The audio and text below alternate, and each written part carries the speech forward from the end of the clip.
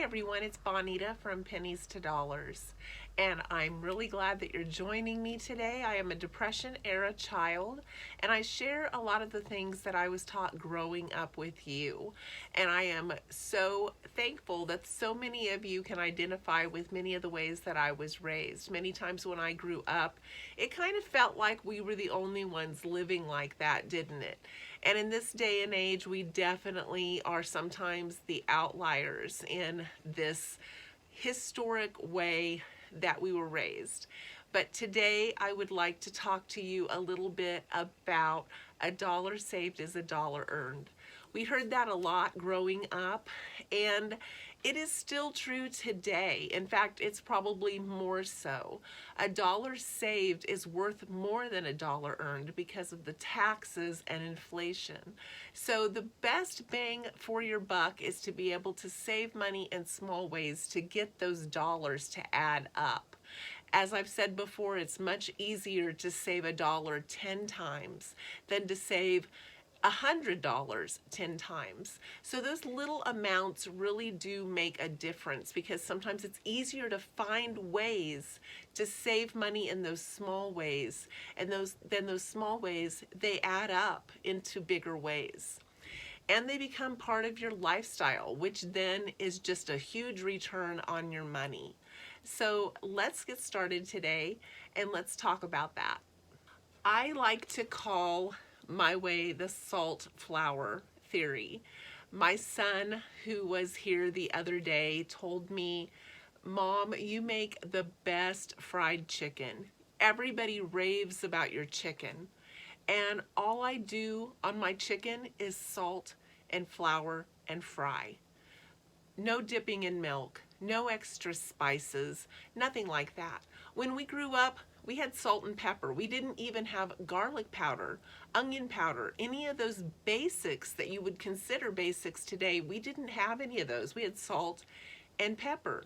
And they still rave about my chicken, and yet it has nothing at all special on it but salt and flour. Isn't that funny? So that kind of tells you how we can have a huge quality of life and not spend a lot of money doing it. He was talking about how expensive it gets to add all of these spices to foods and add all of these ingredients to foods. And we've talked before about substituting things, leaving things out. Today I'd like to talk to you about substituting eggs. Eggs are a crazy expense. We no longer have chickens. Chickens draw snakes. Chickens tie you down. Chickens have to be watered multiple times a day in the summertime.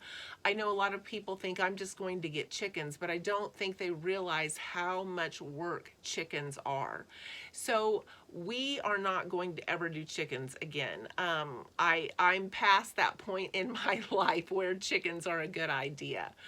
But substituting in places that you need an egg, but you're not actually going to eat the egg by itself, are great ways to save money.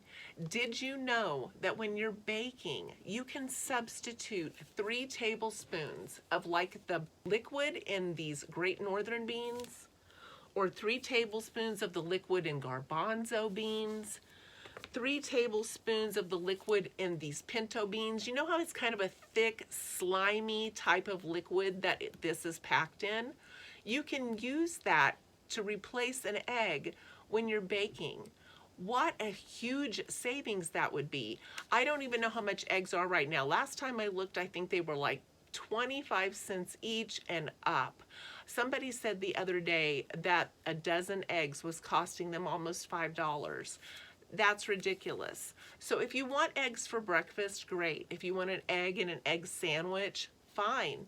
But if you want to replace an egg when you're cooking, use something else. One of the other things you can use is carbonated water. 1/4 of a cup of carbonated water will replace an egg. Also a teaspoon of baking soda and a tablespoon of vinegar. I posted an eggless chocolate cake recipe that I did on here, so that one is a great example of using that method. But there are so many ways that are super cheap. This is way cheaper than a dozen eggs. So think about those things the next time you're cooking to save in the baking that you're doing. It will make a huge difference. You could also use 1/4 of a cup of unsweetened applesauce. You can use 3 tablespoons of peanut butter. You can use 1/4 of a cup of a smashed banana if you don't mind a little bit of banana flavor. And you can also use 1/4 of a cup of avocado, and you can use 1/4 of a cup of pureed pumpkin if you don't mind the pumpkin flavor. Avocado you won't notice as much. Also, if you have yogurt, plain yogurt, 1/4 of a cup with that will also substitute for an egg. 1/4 of a cup of mashed potatoes will also substitute for an egg.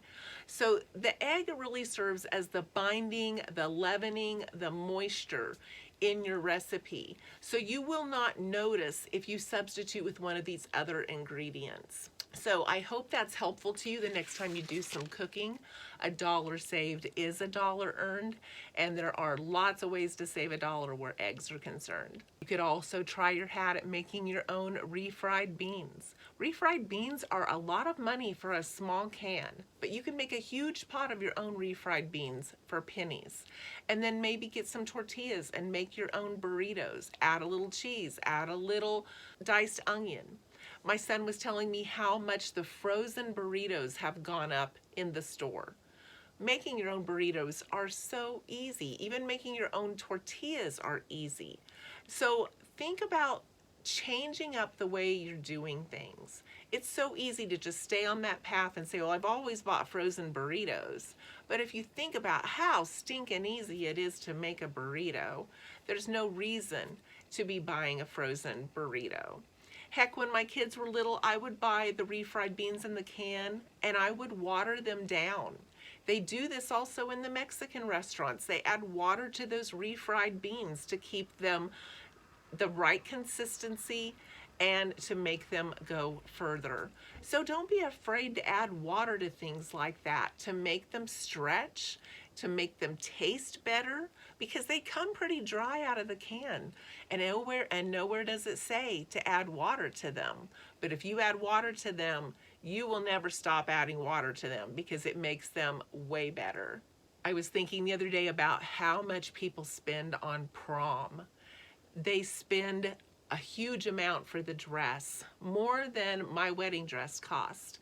They spend a huge amount on shoes, and then they start getting their hair, their nails, their toenails done. When I grew up, my mom made my prom dress, and my prom dress also served for my 8th grade promotion dress. It was the same dress. I could fit into it. She was a great seamstress, and all of my friends, not one of them said a word about my dress not coming from a fancy store. They talked about how much theirs cost, but you will find when kids are in high school, they're more thinking about themselves and how they are presenting than what somebody else is doing. At least that was my take on it. Not one person noticed that I had a homemade dress, and it was a fine homemade dress. And we didn't go to any of that extra expense of renting transportation, showing up in a limo. None of that was done. Things have just continued to get bigger and bigger over the years. It's so much easier and simpler and satisfying to just take a step back and go the simpler route. You will have better memories, you'll have more in your pocketbook, and you will have an experience that you can be proud of. So I hope this video was helpful to you today. I enjoy you visiting my channel. And if you have enjoyed this video, I would appreciate it if you would give me a thumbs up and consider subscribing. And I hope to see you in the next video.